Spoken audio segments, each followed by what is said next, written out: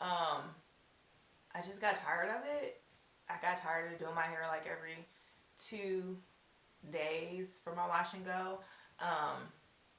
Because actually the stylist said for me to do like wet my hair every day, but I thought that that was a bit ridiculous. I don't have time for all that. But I was doing it like every 2 days, doing a wash and go.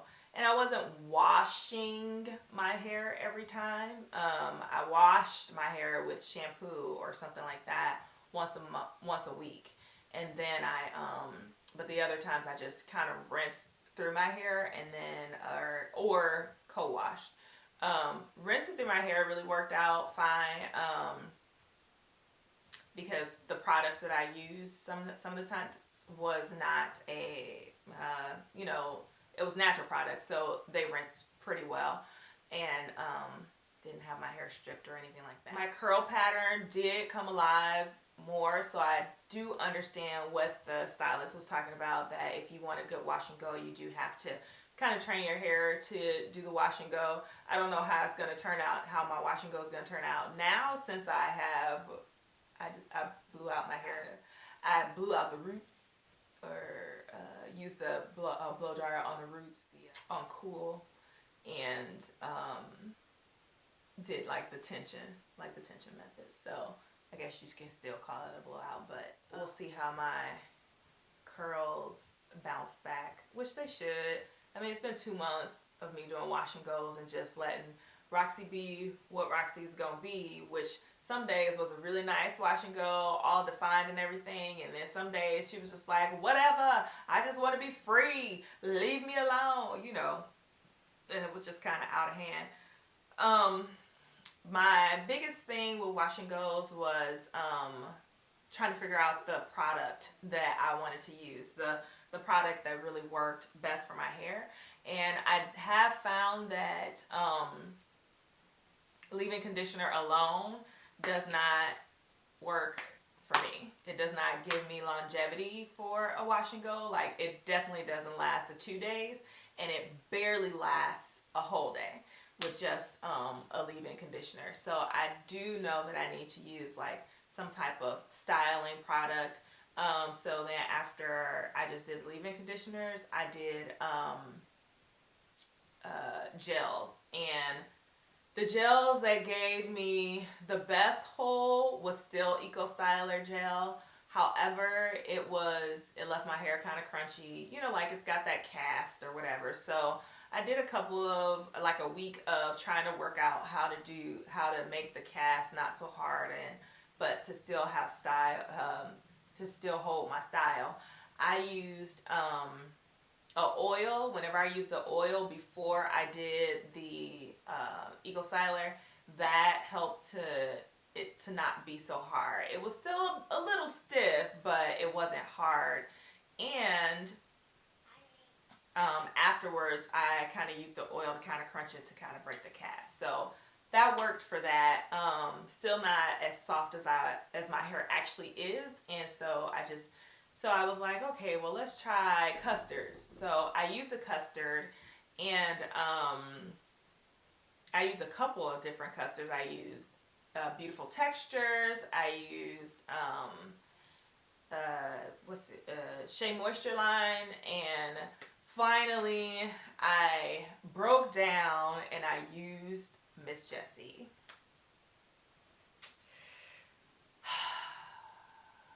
I had been trying not to use Miss Jessie because it was quite expensive for any type of hair things that I would like to do, and then for a wash and go to just have it and then wash it back out, really?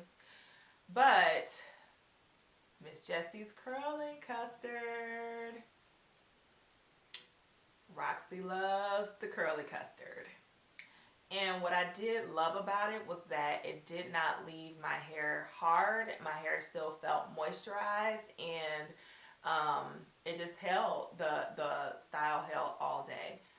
It didn't last for 2 days though, but it did last all day. So, and then the other thing with that was that a little bit went a long way. I did notice when I first used it, I was a bit heavy-handed with the product, and so I would have like flakes in the front or whatever.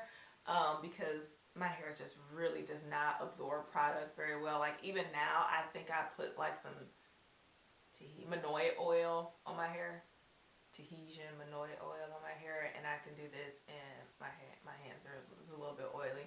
So I just really have to be careful when I'm putting product in my hair because it just doesn't absorb very well. Or use products that absorb very well, like coconut oil. So that, and but then when I really got to using the product and really understanding like how much my hair will hold and how much it needed to have a hold for the day, it went really well. I loved it, and I found it on Amazon for $14, which is $2 more than what I normally would buy, or my like cap is like $12 for a hair product, right? I don't know why, but that's like my cap. I'm like, what? I gotta spend more than $12? That's ridiculous. So I did find it for $14 on Amazon and got it, and I still have some, and it has been, I probably started using that about was it April, May, like probably at the beginning of May.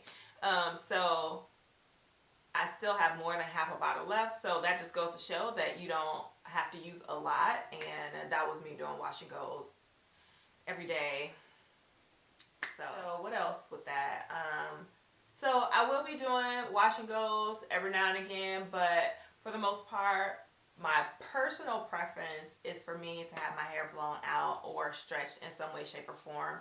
And I think that'll also give me better length retention. So that is the goal right now, is to have length retention and for my hair to grow.